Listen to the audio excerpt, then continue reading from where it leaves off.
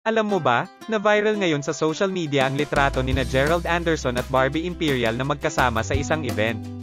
Dumalo sila sa Shukran Festival 2023 at madaming netizens ang natuwa na makita silang magkasama.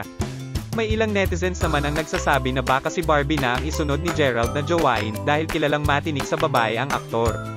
May nagsasabi din na bagay sila kaya hindi malayong mangyari ang iniisip nila. Maganda ka, mabuti kang tao, maganda ang mukha mo, maganda ang puso mo. You deserve the best, you deserve love. Yes! Alam mo ba, na matapos ang napapabalitang hiwalayan ni Kim Chiu at Sian Lim, ay biglang pinuri ni Vice ganda si Kim at sinabing maganda siya at ang puso nito kaya deserve niya ng pagmamahal. Kasunod nito ang balitang binura na lahat ni Sian Lim ang mga video sa YouTube channel niya pati ang mga video na kasama si Kim sa vlog. Kaya naman matapos nito ay madaming usap-usapan na hiwalay na talaga ang dalawa. May ilang netizens din na pumuna sa ginawa ni Sian dahil immature daw ito at bakit kailangan niya pang gawin yun.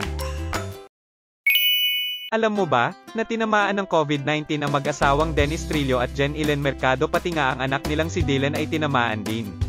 Nag-post si Dennis ng isang video sa kanyang Instagram na may caption na "COVID is back guys". Sa video ay makikita siyang naggigitara at kumakanta, sa kanta ding iyon kinumpirma niya na may COVID silang tatlo sa pamamagitan ng pagsambit ng mga lyrics. Madami namang netizens ang nagbigay ng mensahe sa aktor na magpagaling sila.